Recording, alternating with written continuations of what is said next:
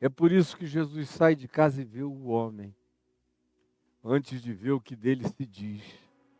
Aí quando você olha, por exemplo, para o texto de Marcos, bem aqui adiante de nós, você vê e encontra algumas adições sobre isso. Mas aonde você encontra mais adições é no texto de Lucas, no capítulo 5, no verso 27, aonde se diz na sequência o seguinte: chamou a Mateus, o publicano, da coletoria onde ele estava sentado.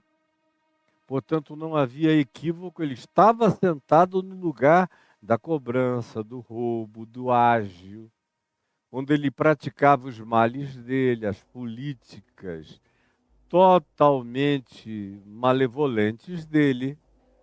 E Jesus disse: segue-me. E ele se levantou e deixando tudo, diferentemente do jovem rico que disse: todos os teus mandamentos eu tenho observado desde que eu era menininho. Mas quando Jesus disse: então larga tudo e vem, ele foi embora porque era dono de muitas riquezas. Esse aqui era dono de muitíssimas riquezas e desprezado pelo mundo inteiro. Mas quando Jesus olhou para ele, viu um homem e disse: vem e segue-me, ele largou tudo. Ele não disse: me dá uma semana para fechar a contabilidade, para eu explicar aos romanos, para eu deixar alguém no meu lugar, para eu fazer providências e entregar o livro caixa, para que quem quer que tome o meu lugar saiba de quem ainda cobrar, o que se deve nessa bancada. Não, ele largou tudo, largou Roma, largou a coletoria, largou os livros, largou os débitos a receber, largou os créditos, largou tudo, tudo, e seguiu a Jesus. Aí o verso 29 diz: então, esse Mateus, conhecido também como Levi, filho do seu Alfeu, então ele lhe ofereceu um grande banquete, não foi qualquer banquete. Ele pegou a grana dele e fez um banquetaço. E trouxe a melhor comida, ampliou os lugares e os espaços, e convidou a maior multidão que ele pôde e queria convidar. Na sua casa, que para caber tanta gente, devia ser grande, maior do que a da maioria, uma mansão em Cafarnaum.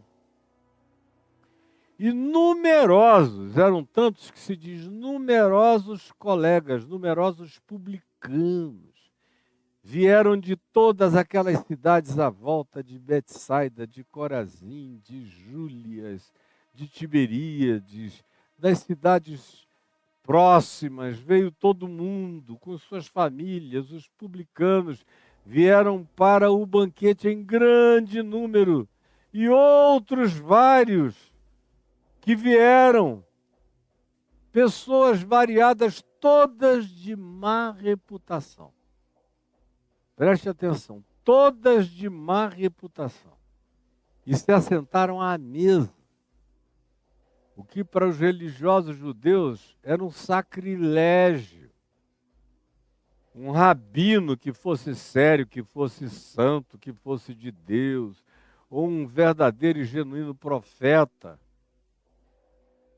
como alguns diziam que Jesus era, esse aí é o maior profeta que já se levantou entre nós. E os religiosos diziam: você, esse cara é profeta, ele não se assenta nessa mesa. E Jesus ia e se assentava.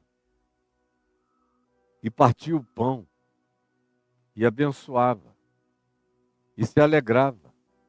E gargalhava. E ouvia piada. E respondia. E contava anedotas. E dizia coisas engraçadas. E todos se interessavam. E ele se interessava em querer saber da vida de cada um. De onde estava vindo, quantos filhos tinha, os nomes dos filhos, da esposa, o nome do indivíduo, as relações entre eles, o vínculo com Mateus. É um banquete, como acontece num banquete onde haja pelo menos uma pessoa com capacidade de inteligência emocional, como Jesus tinha, mais do que a soma do mundo inteiro, para tirar de todo mundo as declarações que fazem cada um se sentir em casa e à vontade em qualquer banquete. E foi isso que ele fez, porque era assim que ele era.